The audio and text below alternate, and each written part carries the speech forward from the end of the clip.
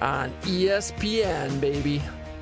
Formerly known as Score North, but this is the AM 1500 radio station that we've been on for, we were talking about it before the show, 13 years. Dang. Almost 85 years, like we often say. Yep. Well, it depends on, is this human years or dog years? Right. Or That's a good point. Right? We've got a big show planned this morning, folks. Very excited to welcome back to the show Dr. Scott Jensen, our future Minnesota governor. Welcome back. Thank you, Jason, and thanks, Mike, for having me. It's good to have you back. You were on the show in November, and a little bit has happened since November. Yeah, in November, we were just starting to slide into the debate season among the various candidates vying for the Republican endorsement. So November, December, January, and actually into February, we had all the debates. And then we started the cycle of conventions, and with all the BPOU conventions in March and April, and continued the debates. And then, of course, in the middle of May, we had our big endorsing convention. So things have changed a lot. Yeah, well, you look good. You look healthy. Thank you. I feel good. Yeah. I feel real good. I'm a little bit disappointed that my golf game stinks so bad. That's part of the campaign responsibility. Well, you're probably not getting too many rounds in, are you? Three rounds. I mean, all year? Yeah, in Minnesota. So that would be the most expensive golf rounds I've ever played. Well, it's probably because you're sleeping too much. That's probably right. Find out that you sleep about 3 hours a night. That you might be pushing over the limit there. A nice, relaxing schedule. Yeah, right. So we got a big show planned this morning, folks. As Dr. Scott Jensen will be on the show, we're going to be talking. We got a lot of stuff to talk about. We're going to open up the phone lines right away at 651-647-2910. Give us a call this morning. We're talking about real estate, but we're going to be talking to Scott throughout the show. If you have questions for him, we'd love to hear from you. Phone lines are open at 651-647-2910. We're going to give away 4 tickets to a St. Paul Saints game this morning for the best question. 651 phone lines again are open at 651-647-2910. We have a text line. You can also text your questions at 763-443-5664. The text line, feel free to text in your questions to 763-443-5664. Again, Scott, great to have you back on the show. For folks that are unfamiliar with you, tell us a little bit about who you are and where you're from. Well, I'm a kid from Sleepy, Minnesota, in the southern part of the state. And when I was growing up, we had 5 kids in our family, and my mom was my best friend. My dad was my hero. And my older sister was one who taught me the invaluable lesson that if someone's smarter than you, bigger than you, tougher than you, you probably shouldn't pick a fight. I went to Sleepy Public High School, and that was a great place to grow up and get a good education. I had a handful of teachers that had a profound experience on my life, which I'm immensely grateful for. And then I went to the University of Minnesota, did my undergraduate there, went into dental school for a year, which I enjoyed very much, but I found that I really did not have a love affair with teeth. So I did the logical thing after you've embedded yourself within the sciences for years and years. I went to the seminary. And so in the seminary, I had a momentous year where I made 2 big decisions. I was dating this hot chick at the time, and so I asked her to marry me. And so we just celebrated our 44th anniversary. Wow, congratulations. Nice. That's you. Awesome. Yeah. So I was talking to Senator Rudy Boschwitz, and I was talking about the fact we'd been married 44 years, I think last Friday.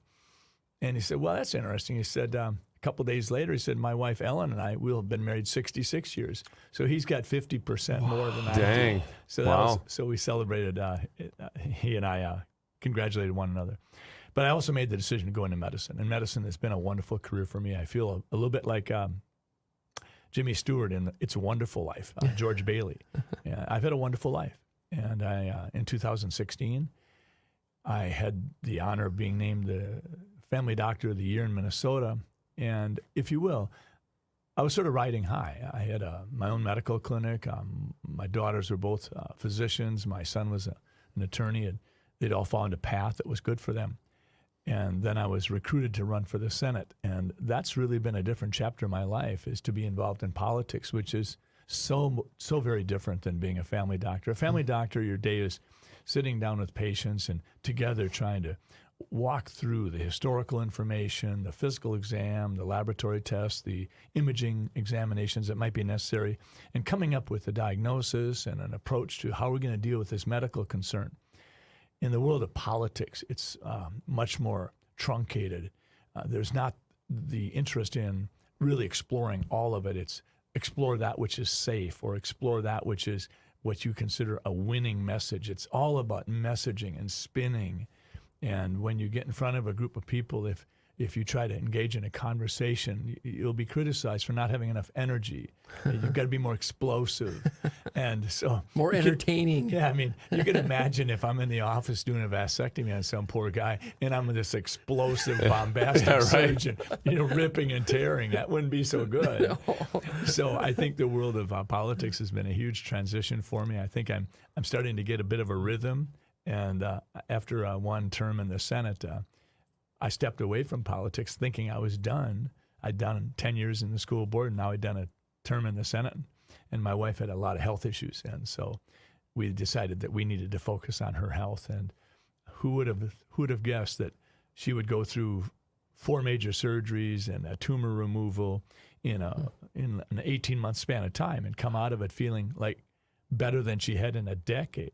And then at the same time, COVID hit, and I became a bit of a spokesperson for sort of a contrarian narrative, speaking against changing the way we do death certificates simply to, if you will, accommodate a perspective or a policy change on COVID. I felt we should continue to do death certificates as we had done for pneumonia, influenza, all the various influenza outbreaks we have each year.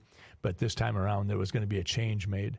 And I think that really propelled me forward to becoming somewhat of a national spokesperson for a contrarian narrative. And that pushed me forward into being recruited to run for governor. And now I'm the endorsed candidate for the Republican Party. And we're going to start the debate season with Tim Walz in about a month.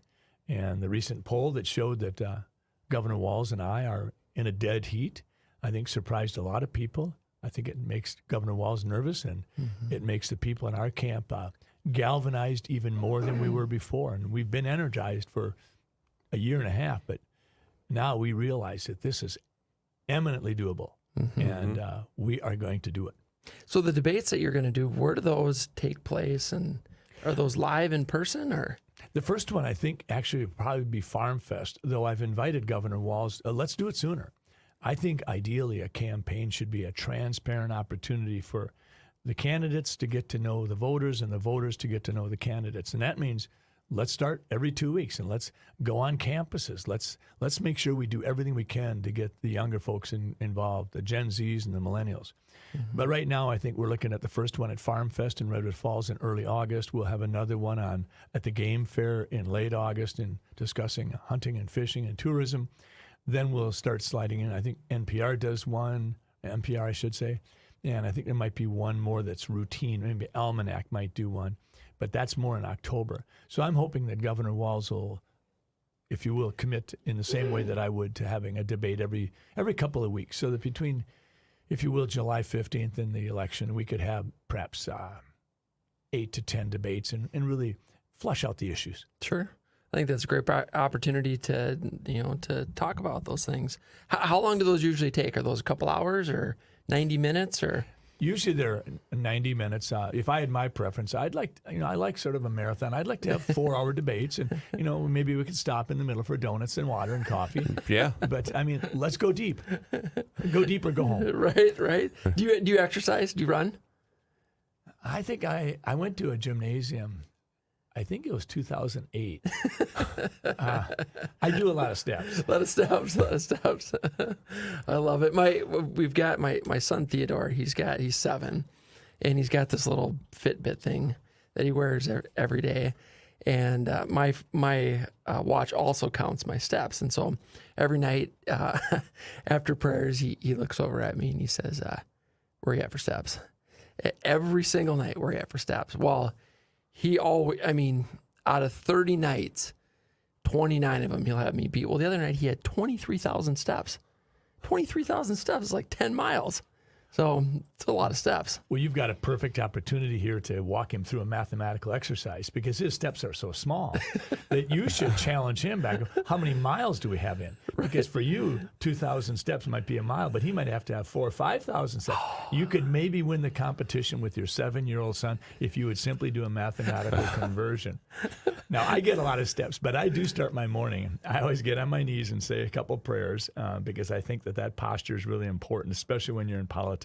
You have to humble yourself and realize that you just don't have all the answers. But then I do 72 push-ups. Now, I grant you, they're not good-looking push-ups, but they are push-ups, and they do hurt. And people say, why 72? Because I used to be able to go out and have 72 shots on the golf course. And so I always thought 72 was my number. If I started to do the number of shots I take on a golf course now in the push-ups, I'm going to have to be in the 80s, and I don't want to go that high. 72 in a row with no break? Absolutely. That's impressive.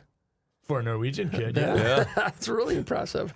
I'm impressed. So tell us a little bit more about your family. I had an opportunity to meet your lovely wife a few weeks ago at the Brackets fundraiser.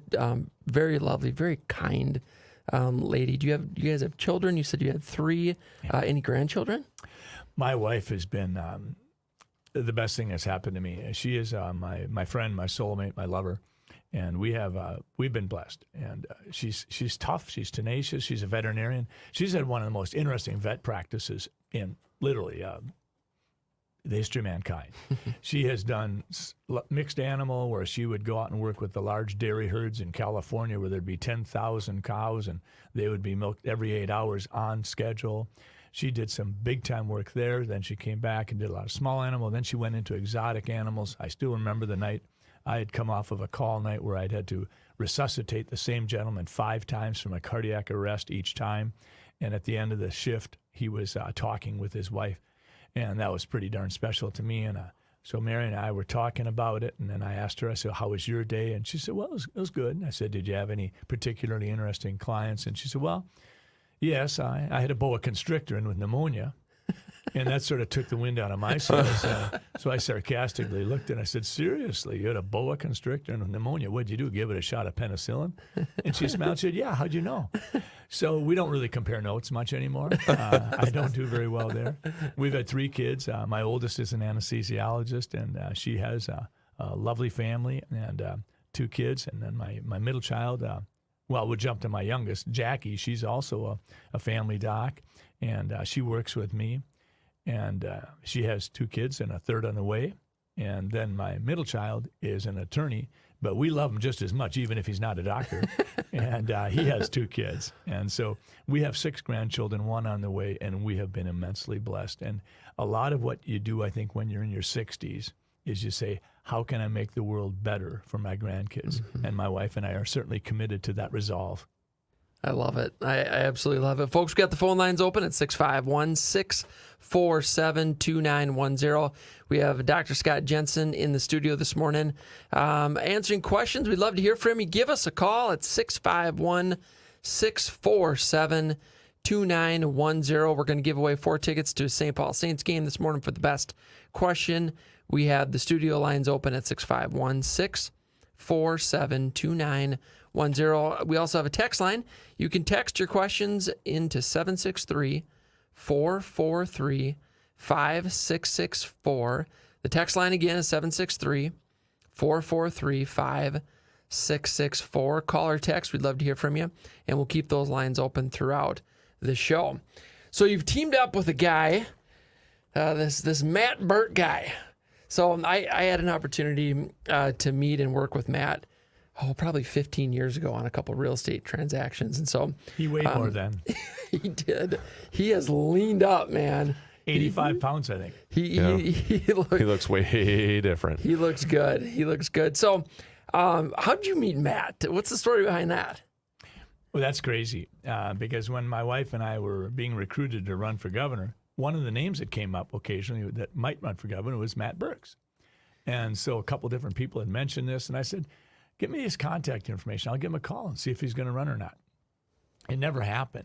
So one day, Mary and I were flying back. We'd been visiting dear friends in Florida, And we were flying back, and we got off the plane from Fort Myers, and we were walking down the G concourse at the airport, and big guy jumped right in front of me, and he barks at me, "Are you Scott Jensen?" And we're both wearing masks, so I reflexively pulled my mask down and said, "Yes, I am."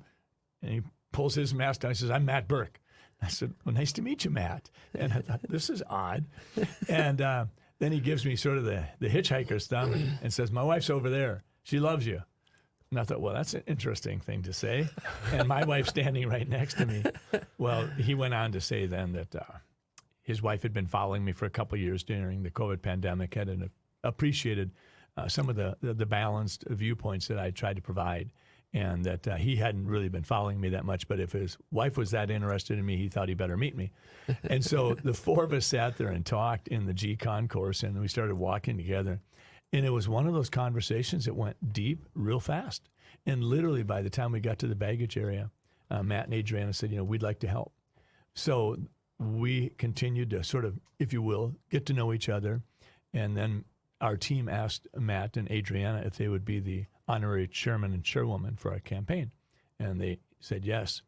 And from there, we got to know each other better and found a tremendous intersection of ideas, both, if you will, real world ideas, but also aspirational ideas. And so it was in December, I think, that we started the conversation about would he be interested in being my lieutenant governor running mate. And one of the questions he had was, well, what would that look like? And my response was really not an unusual response for me, because I'm always willing to look at different vantage points. And I said, well, it'd probably look like whatever you wanted it to look like. And I said, what I would want it to be is, I'm not crazy about this vertical relationship between a governor and a lieutenant governor, where the lieutenant governor is sort of a background figure. I'd like to split the duties. I'd like to have it be a true partnership. That's what my wife and I do in our household. She has areas of our lives that she manages, and she does far better than I could. And I've got areas that I step up a bit. And so I think Matt was intrigued, and probably over about a 2-month courtship, the two of us made the big decision, we're going to do this together. And having Matt on the team has been just a gift for not just me, but the whole team and my wife and I. And I remember the night that Adriana and Matt and Mary and I had dinner. And we wanted to have that final conversation. And so we did. And during the night, my wife and I learned that it was Adriana and Matt's anniversary. And I said, well, Matt, we could have done this some other night. I said, I thought you told me this night was free. And he said, I got the dates mixed up. So it was pretty funny. And Adriana sort of rolled her eyes. And Adriana's adorable. But on the way out, we were walking to our cars. And Matt jumped in to a conversation and said, hey, I got a word for us for our campaign. A word. I said, terrific. I said, what's that word? And he said, joyful. And I would not have guessed that that would be the word that would come from his mouth, but he's been absolutely right. People have asked me, why did I choose him? I mean, I understand the visual. I mean, I get it. 2 white guys, I get it. But I also don't believe that identity politics is how we do our best work. So what I wanted in a running mate was, I wanted someone who had character, that wouldn't quit, that was authentic and honest. And Matt Burke has that. I also wanted someone to have a skill set that I didn't have. And I think Matt Burke, getting a 4-year degree from Harvard in economics while playing football and having a tremendous commitment to playing football, is a remarkable achievement. He's clearly a very, very bright man. And then the third thing that really matters to me is, I really put a lot of emphasis on determination, because I think so often it isn't the person with the most skills that wins or does the best work. I think it's oftentimes the person who's willing to get up the earliest, stay up the latest, and just get the work done. Mm-hmm. And I also think that 2 environments that I live in are both problematic in ways, and Matt sort of neutralizes that. And those 2 environments are, 1, being a doctor, and 2, having been in the Senate. I think being a physician and being a politician, it's easy to slide into this notion that what you know and what you say is way more impactful and important than what others say. Mm-hmm. Part of being a doctor, you have these letters behind your name. And so sometimes you think that you don't have to earn people's respect. You're supposed to get it because you have MD behind your name. And that really blinds you to the fact that there's a lot of really sharp people out there who can say it better than you, who can analyze it better than you. COVID was analyzed far better by non-MDs than by MDs in my book. And politics is the same way. You get an election certificate, you think your IQ went up 20 points, but frequently got stupider because you now got a big head. And so you think that you're the spokesperson when, frankly, if you listen to someone else speak to a given issue, they might well be able to do so more concisely and, if you will, more convincingly. Fantastic. Folks, we got the phone lines open. Do you have questions for Scott? Give us a call this morning at 651-647-2910. That is the call number of the studio. Phone lines are open. We're giving away 4 tickets to a St. Paul Saints game for the best question. Again, phone lines are open at 651-647-2910. We also have a text line. You can text your questions to 763-443-5664 is the text line. 763-443-5664 is the text line. We got a couple of comments coming in on Facebook Live. Paula says, good morning, guys. So good morning to you, Paula. Nick Selly comments, and he's like, I haven't heard the word gymnasium since 1998. That's copacetic. Thought that was kind of funny there. So Mike, your stepdad, well, we call him the Yoda of real estate. His name is Steve Perkins, but he's Steve, the Yoda of real estate, Perkins. Yep. He comes on 3-4 times a year. He's got a long history of real estate and business, but he's also involved in some South Dakota politics, I believe. Yeah. He does a lot of work with the Republican Party out there in South Dakota. So he's actually he's meeting this weekend actually with Kristi Noem's running mate, I believe, to talk about the upcoming stuff with them. So that's pretty interesting stuff. I actually just texted him. I said we got Dr. Scott Jensen on the show with us this morning. You should call in with a question or two. Yes. So we'll see if he's up and ends up calling in. He's got some good insight, no doubt about that. All right, so we talked about Matt Burke. Thank you for all that information. At the brackets fundraiser a few weeks ago, I think you and Matt were going to have a bicep size contest. Did that ever happen at the end, or what happened? This has become sort of a thing in our campaign. Is we were asked at one event what one difference between the two of us might be, and I think Burke called out bicep size, and he says, if I'm at a restaurant and I get a piece of meat caught between my teeth, he said, I just lean over and ask Scott if I can use one of his biceps as a toothpick. And so it was at that point in time, game on. Yeah, right. And so now I usually say, well, we're going to send either biceps or brains. You get to choose. You got both. You should take him in on a push-up contest because, body weight is not in his favor in that contest. That's a good point. I should do that. That's a great idea. Anything body weight wise, you got the upper hand there. That's what you got to take him in on. Yeah, Mike Ouverson can squat 500 pounds, but can only do 3 push-ups. Right. Yes. We did have a text question come in from Sarah. Sarah asks, if you were to make a decision about what to do with the state budget surplus, how would you address it?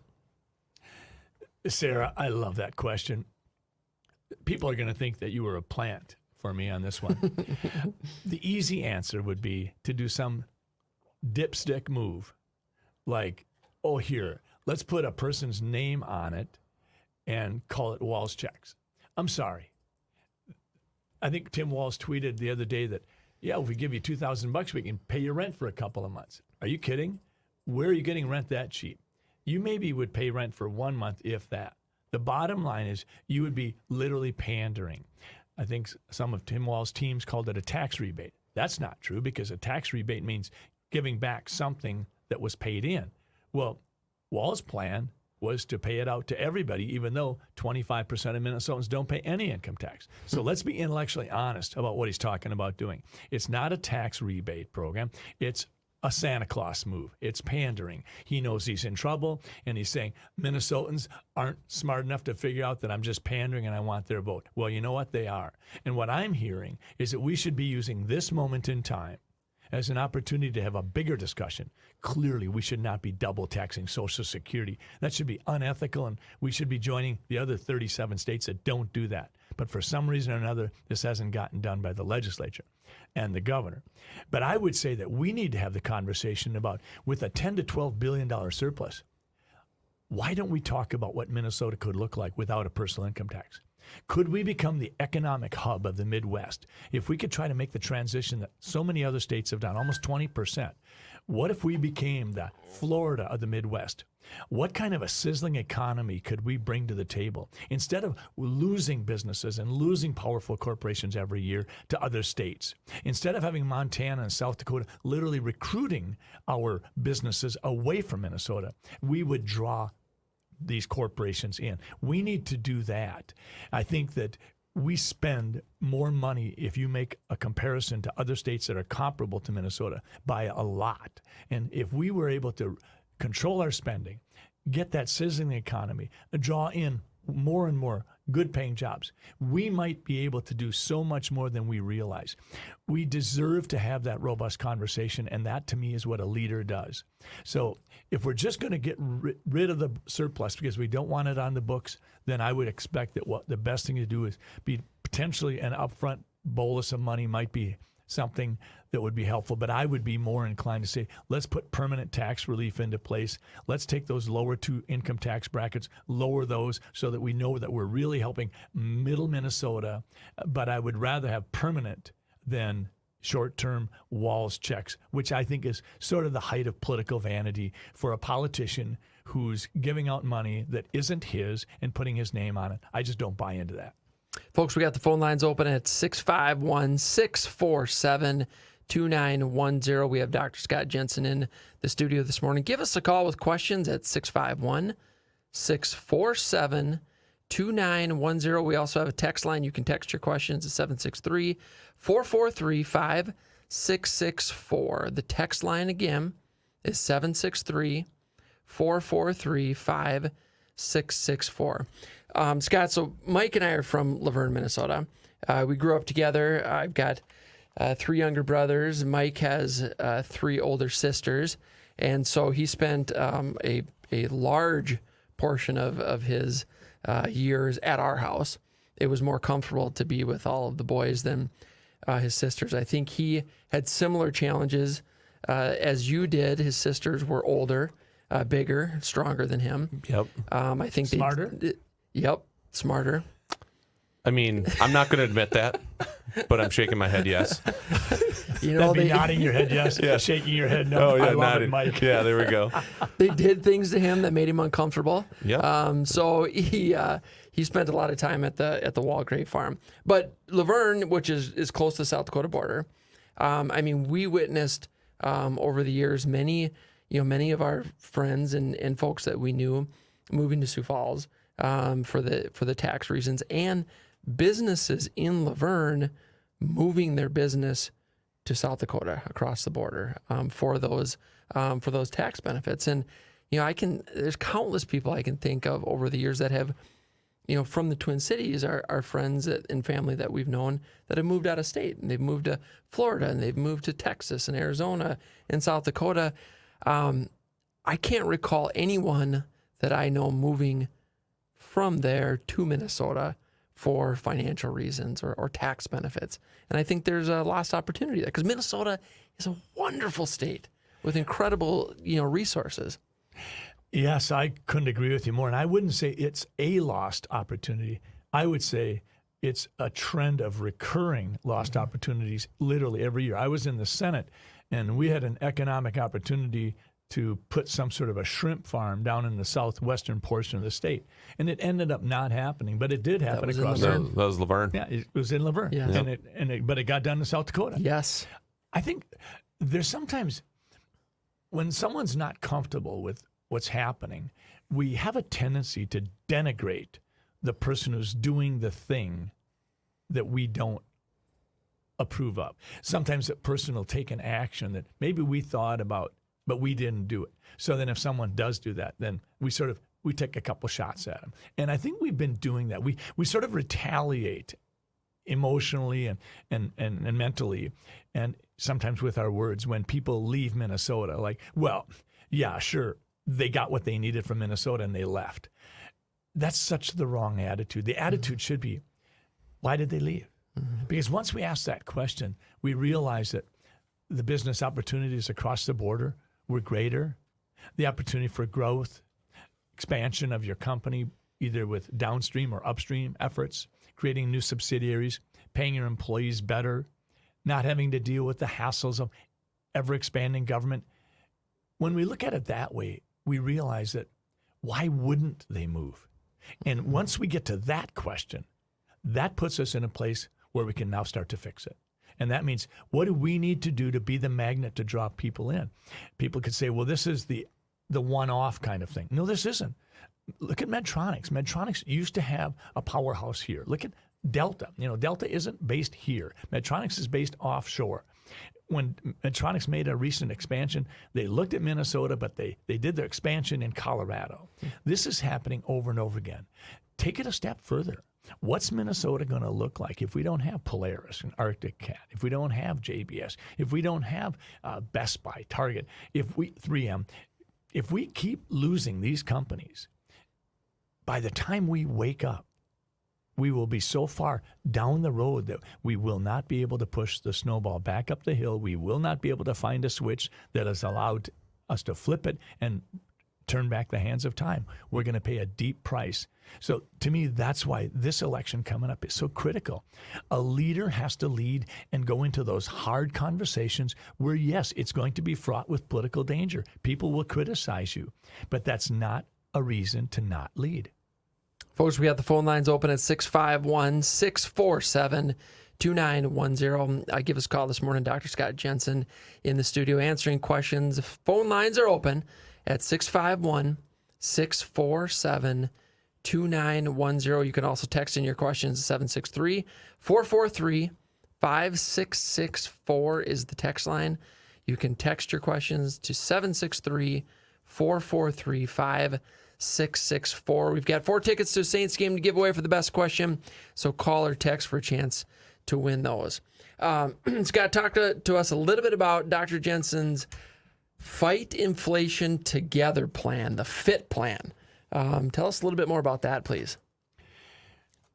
We came out probably about a month ago with a 10-point plan on public safety, and I think that was really important, and it really got the conversation going.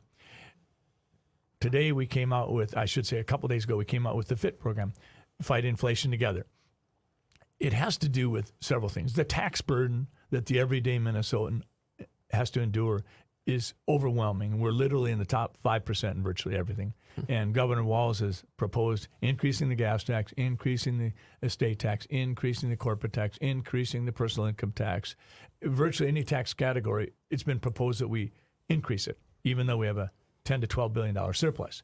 So that's huge. I think the next thing is we need a far stronger oversight role in Minnesota. We have had so many debacles, whether you're talking about the hundreds of millions of dollars that was wasted with MNLARS, and then we saw the fraud with daycare, we saw the fraud with the feeding and the hunger programs. But I really think that Minnesotans need to think twice about, or 3 times, about this whole Southwest Light Rail. Part of the reason that we went down this trail was because it was too good a deal to pass up. It was going to be a $2 billion mass transit program, and the feds were going to pay half. We only had to pay half. Shoot a mile. Who would say no? 50% off. Well, that's not what's happening. Now it's been pushed back. It looks like there may be some structural damage to neighboring communities, condos, and now we're going to be closer to $3 billion than $2 billion, and the feds aren't stepping up to help out with that. So now we have a $1 billion cost overrun. We need far stronger oversight. I think we also need to ask ourselves, what is Minnesota's economy really doing comparing to other states? Yes, if Governor Walz wants to tout that we have a 2.2% unemployment rate, that sounds pretty impressive. But let's ask ourselves, how many Minnesota people do we have working today? The unemployment rate doesn't measure the fact that a lot of people said, I'm done. I'm out of the work market. I'm retiring. I'm 68. I worked a little bit longer than I had planned on. We need those people in the workforce, and we don't have them. So I think if you look at the GDP growth in Minnesota, we're in the bottom half of the states over the last 5 years. If you look at the number of Minnesota employees, we're not up to pre-COVID levels.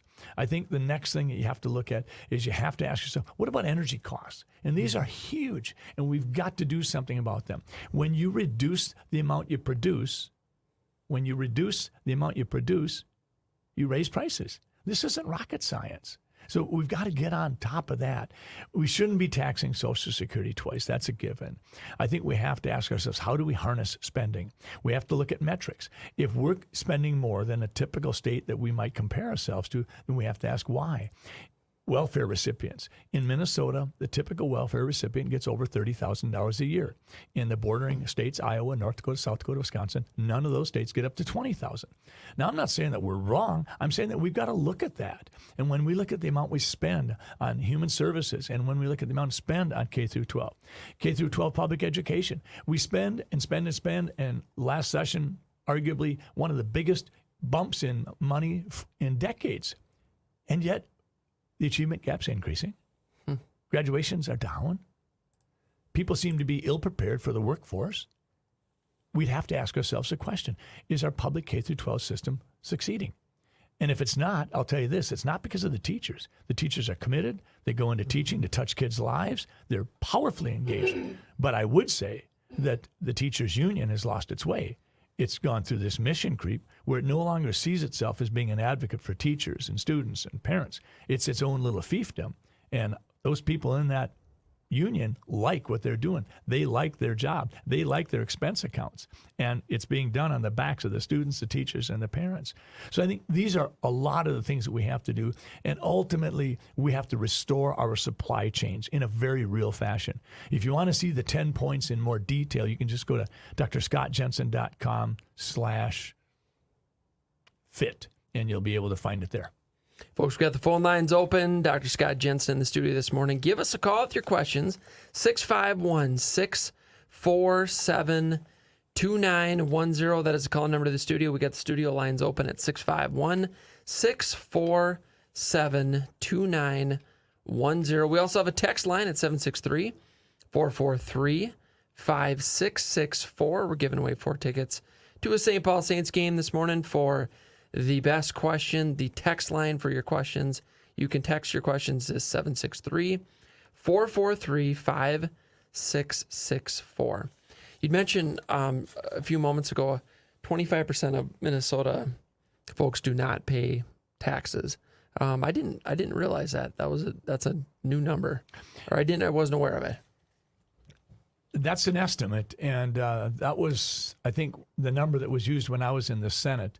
I'm going to guess that could be modified, but I think that's right. I think, and if you think of it, 25% of Minnesotans not paying tax. You've got a pretty good-sized chunk of that being kids under the age of 18. Mm-hmm. So that's going to be a big chunk of that. Yeah. And then you've got a fair amount of people that, they do not meet the minimum income levels to pay state income tax, to be sure. So I think the number, if we have 5.8 million Minnesotans, I think you're talking somewhere, 25% would be somewhere around 1.4 million don't pay any income tax in. It's possible that's even larger than that. So how do you give a tax rebate to someone who didn't pay the taxes? I think maybe what we should do is be more honest and intellectually precise with our terminology. It's not a tax rebate. If it's not a tax rebate, then what is it?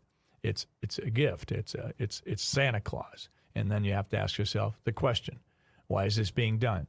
Why is Governor Walz doing something that he didn't propose at all during the session for 5 months, something that wasn't in the House plan, wasn't in the governor's plan, to do a giveaway? That wasn't there at all. But all of a sudden, in June, we're finding out that Governor Walz is hot to trot, that this is the greatest and latest idea.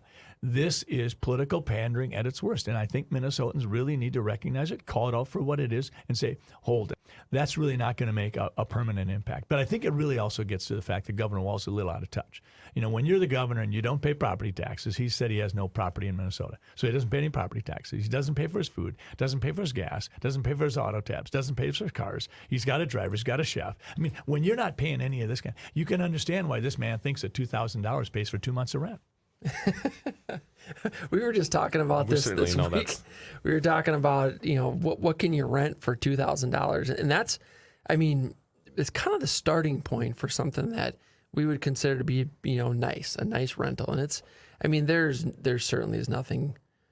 There just isn't much out there. I don't know how Governor Walz flies, but if you fly first class, and I'm going to guess the governor might do that occasionally, but I think the $2,000 will get you a one-way ticket potentially to Florida. I love So folks. I do want to throw a couple of numbers back at you because I'm just curious. I was 25%. I've heard that number before. The current estimate is actually 30% of tax units and 26% of non-dependent adults. However, the biggest shares of that are single parents and seniors who, obviously aren't having an income, so they don't have an income tax. Well, seniors have an income. 59% of single seniors do not pay income tax in Minnesota, and 57% of single parents. So, I mean, would you agree that most seniors have probably paid many income taxes in the past? I mean, the surplus is a short-term thing for sure, but these are people who have paid in at some point, right? I think that's a really good point. And I think that at that point, you would start to say, okay, how should we do this? If you go back to 2018, there was no surplus like this. So then you'd have to ask yourself, what does a surplus represent? And I would say that it's an overpayment because the taxpayers of Minnesota have an ongoing obligation to pay in enough to balance the budget and, if you will, cover the expenses. So the government, legislature, governor sets the amount of money we're going to spend, and right now it's $52 billion, which is up 75% from 12 years ago when it was $30 billion. So we said, okay, $52 billion. That means the taxpayers are going to have to cover the bill to make sure that we get $52 billion in.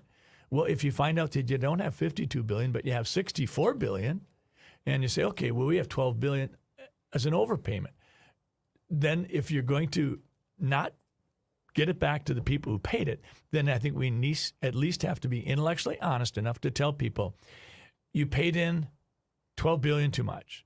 And what we're going to do is we're going to give it back to you, but we're only going to give you back $6 billion. And the other half we're going to give back to other people.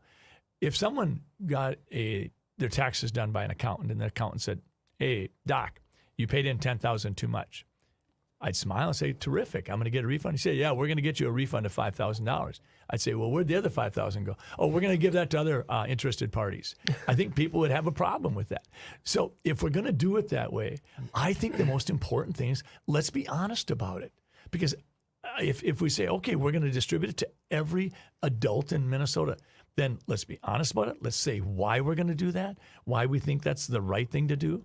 I think that this is an opportunity for Minnesota to talk about big, bold ideas. Let's get rid of the personal income tax, phase it out. Let's simplify our tax system. Let's conform with the feds. Let's stop being so difficult for Minnesota accountants and Minnesota taxpayers to work through, because to do your own taxes has become increasingly difficult. And that's a sign that we're not doing it right. I agree. We got the phone lines open, folks, at 651-647-2910. Give us a call this morning. Questions for Dr. Scott Jensen. We're giving away 4 tickets to a Saints game as well, so the best question is going to win those 4 tickets. Of course, as we talk about much in the show, this is the location where they have Mike Ouverson's favorite ice cream sandwiches that he indulges on regularly. 2 at a time. Give us a call at 651-647-2910. Text lines are open as well, 763-443-5664. That is our text line.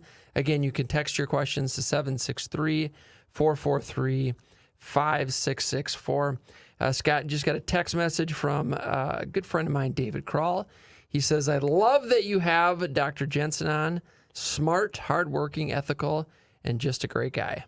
So it's fantastic. Nice of David to shoot that over. I wonder if David would be willing to write that down. I'd like to mail that to my mother-in-law.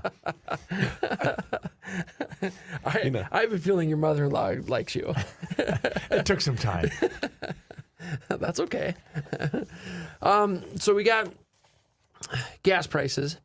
Your thoughts on keeping those or getting them lower than what they currently are? I know that that's on a lot of people's minds. It's been a lot in the news, the gas prices. Any thoughts on how we can kind of get that under control? Well, I think we have to be very candid about the entire problem with gas. We are now energy dependent. Not too long ago, we were energy independent. Decisions have been made that have compromised the U.S. position on this. Some circumstances are beyond our control, to be sure, the Ukrainian situation. But I think when we don't allow pipelines to be done, that means we're going to, if you will, constrict what production we could have. I know there's a tremendous fast and furious rush to getting rid of fossil fuels. But if you actually look at what we've done as a state and as a nation, in a measured way, we've set goals, and our power companies and our citizens have met those goals. And yet, it seems like the goalposts are being moved. And so we have to hurry forward, and we have to have, as President Biden said, 50% of the cars sold in 2030 need to be electric vehicles. Well, the supply chain necessary to provide the batteries, to provide the recharging stations, for all of that new electric vehicle introduction into the marketplace, 90% of that supply chain hasn't even been built. So I think sometimes we get these knee-jerk reflexes. I have advocated that we look at suspending the Minnesota gas tax. That would provide a help. I have opposed Governor Walz's encouragement for a 20-cent gas tax increase. That would help hold prices down. And I've also said that we need to look at the minimum markup policy that Minnesota has. But all of those are, if you will, short-term goals, and they also don't really get to a huge chunk of a $5 per gallon cost. I think we need to increase our production. We need to get out there and recognize that we are making ourselves more and more dependent on countries like Russia, unstable areas of the world like the Mideast, and, if you will, so many products that we might need from China, particularly in the area of batteries and things like that. So I think that one of the most important things I can do as a candidate and ultimately as a governor is to lead the conversation. And I think Minnesotans want to have that conversation. So when we talk about getting rid of the federal gas tax, the state gas tax, suspending potentially the minimum markup, though I think that cannot even be done by the governor. I think that actually would probably take a legislative action.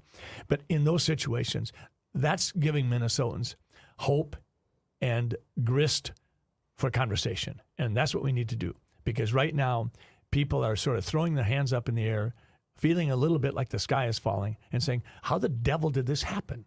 Well, it really happened because of one thing. We had policymakers willing to put us in a situation where we are energy dependent, and in a world that's as fragile as ours is, that's not where we should be. Mm-hmm. I agree with you. I mean, I was talking to the Yoda about this the other night because he was up here this week, and he's like, so if they get rid of the gas tax, that's going to drive prices down, right? So prices go down.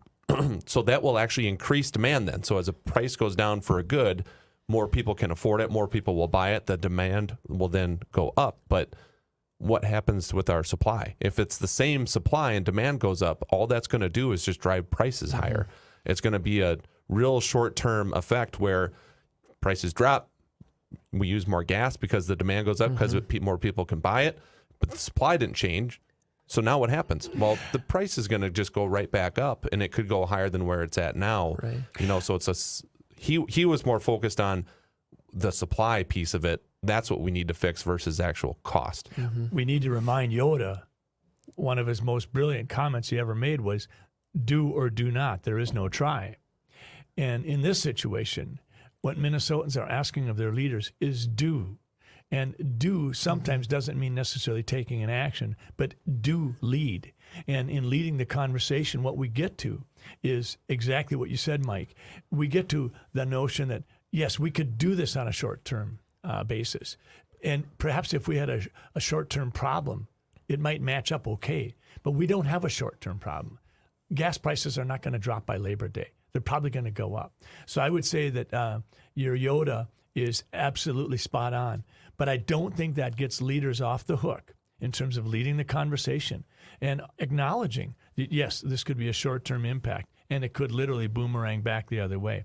You reduce prices, you're going to potentially increase use unless the cost is still too high to use it. But I absolutely get what you're saying, and I appreciate that. But that's what I like about the give and take of leading a conversation, is no one person's going to have the perfect answers. But if someone's willing to put something on the blackboard as we talk about it and have their ideas targeted and harpooned and criticized, that's how we get to problem solving. Yep. I go back to the days of, you remember the the tax credit you could get. If you're a first-time home buyer and you go buy a house, we're going to give you a tax credit of $8,000 from the federal level, right? So they thought that was going to spark. This is after the crash. So they thought that was going to spark home buying and get real estate back on. Well, it was shown that, okay, you're giving this $8,000 tax credit to first-time home buyers, but it didn't spur any more purchase business at all. No. It didn't spur more activity. It didn't spur more people to go out there and buy a home. So they gave up this money, gave it the tax credits, and it didn't do anything that it was intended to do. Yeah. Same type of thing here. You're really trying to just lower the price of gas to ease it. It's almost like putting a Band-Aid on it. You're not addressing the real issue. The real issue on this thing is the supply. We got to increase the supply if you want to really have a long-term, reduction in the prices. And I will jump in at that point and say, one thing that has been clear is that major oil producers in the U.S. have not increased capacity. Domestic capacity has not increased since the Ukrainian invasion, and they are reaping big-time profits off of the higher prices. So trying to increase supply from a governmental perspective seems like a really, really difficult and uphill battle, because ultimately the oil supply is controlled by the oil producers, and the oil producer isn't the government. Well, to that point, I'd have to take issue with what you're saying, Evan, because if you read the Wall Street Journal article that came out about 2 weeks ago, Senator Elizabeth Warren had been advocating that the government mandate that liquid natural gas be reduced by 20%. And I can't remember the name of the CEO of I think it was the largest liquid natural gas exporter in the country, wrote this article to the Wall Street Journal and said, this is exactly wrong, because you're telling us to reduce our exporting, and that's going to raise prices.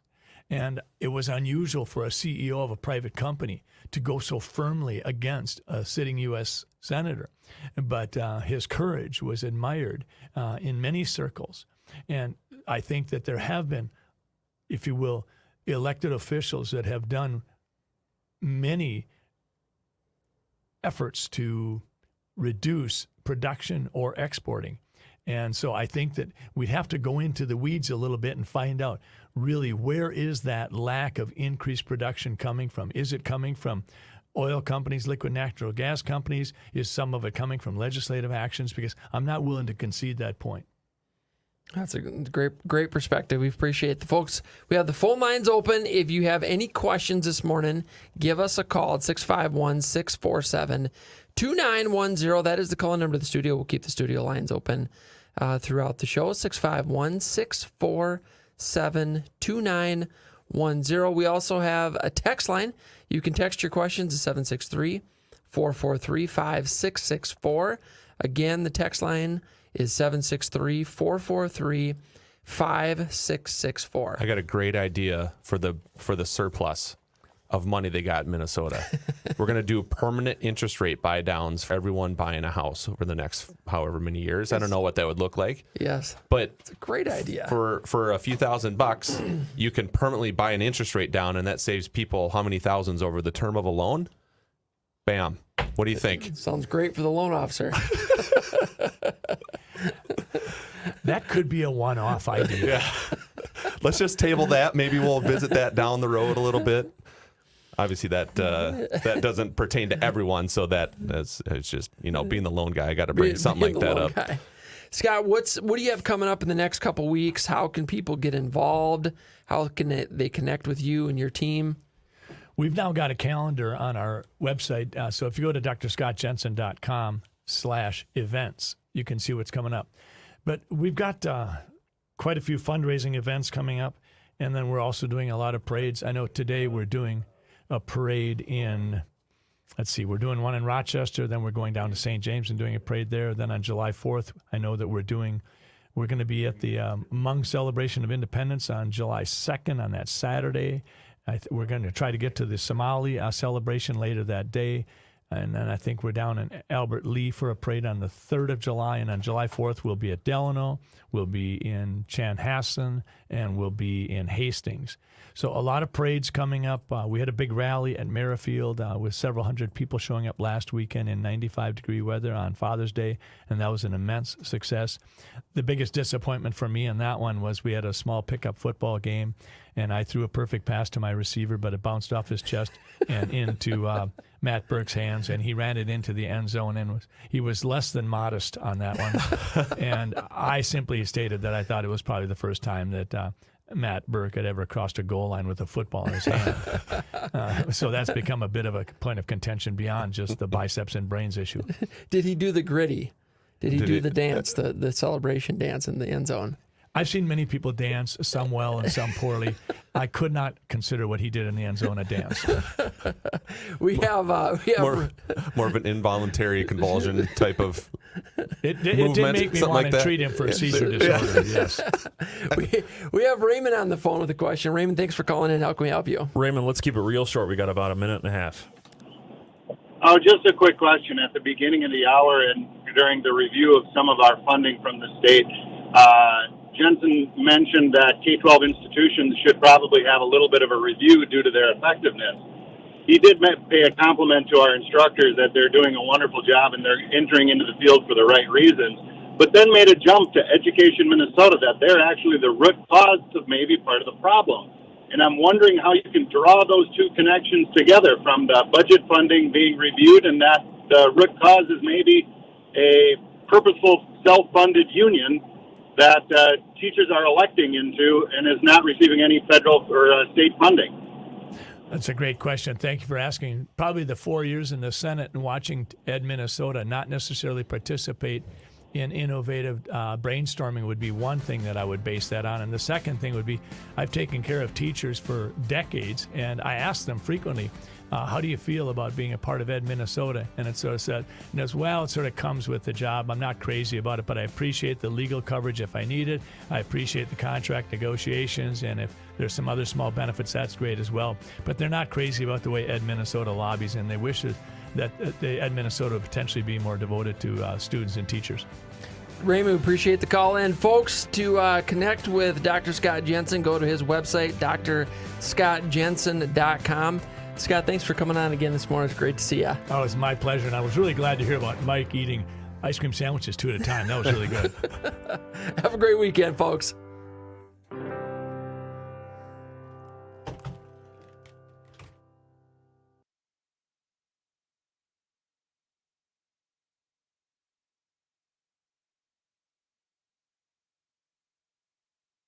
This has been a paid program.